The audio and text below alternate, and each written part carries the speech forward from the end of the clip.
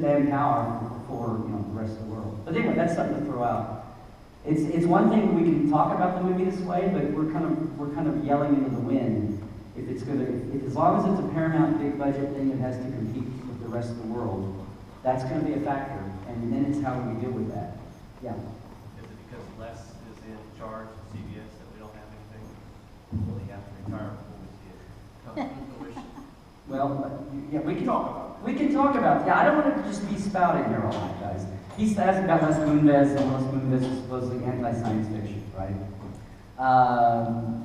And I think what the best thing he said about Moonves, he's anti-shows that don't make money and don't stay. Which is why, let me throw this out.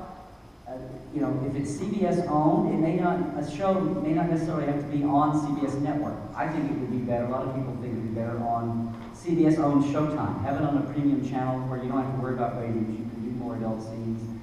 There are Emmy contenders. There's an Emmy, award level that people are kind of competing on up there, more than cranking out 22 shows a year now, whatever. Much less Netflix. So that's the knack on this, but I think if they find a way to make it win, it would win. Yeah. Well, something that CBS is doing well are the TNG Blu-rays. Those are a spectacular revitalization of TNG. It's like watching episodes again for the first time. And can you hear it, Tom? He's projecting well, but originally I was going to say, let's have everybody stand up when they say something. Even if we don't like what they're saying, there is an easier target. So, stand up, say it again. The TNG Blu-rays, I don't know if anyone's had a chance to see it, but they've gone back, scanned in the negatives, redone the visuals, and watching them again, it's like seeing the episodes for the first time. So that's been fantastic. Yeah. And a lot of people say, well, JJ, we've had a huge increase in fandom. How many in the room have gone to their first, anybody in the room, this is their first convention of any kind to go to? Okay. Next week is Vegas Trek, and I know there will be a ton of people coming to their first convention. They're like, their first convention. I say, is it your first Vegas convention? Oh, it's my first convention ever, and I'm from, Millbank, Delaware. And they come all, it's a big deal. How many people went to their first whatever stripe of convention in the last 5 years? Okay, see, there we go. The whole Big Bang Theory generation wave, everything coming up is lifting all boats too, but Star Trek especially. The JJ movies got a lot of credit, and they should. A lot of people watched them and then found more. But I've had a lot of people tell me that, and I wish we had a study, that the Blu-rays and all the promotion with them, even though not all the series have been remastered, but it's getting people, and the Netflix access is like revolutionized. And I'm just saying, that's what I think has, because they're not Blu-ray yet, but DS9's popularity has done this because of Netflix. Yeah. I just want to hop and say too is that we want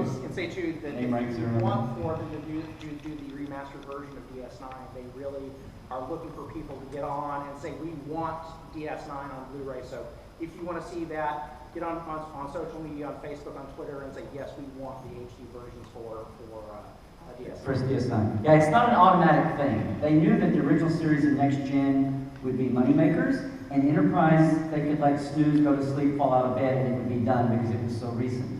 But DS9 and Voyager are the middle child as far as DVD, Blu-ray remastering economics.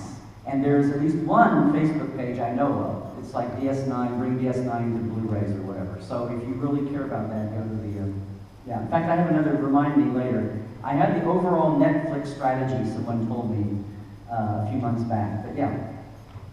Just getting back to what you originally asked about what we want next, I was wondering if you think there's a reason why it seems like there's been this fear to move the timeline forward. Like, we ended at Voyager. I loved Enterprise. I liked what they tried to do with it, and action movie universe is action movie universe. But we're supposed to be reinvented. Sci-fi is supposed to be a mirror on society, right? So who are our monsters today? Why can't we get a series that looks at who they are? Why do we have to keep going back to Kirk? I don't understand that. Well, I know what happened in 2006.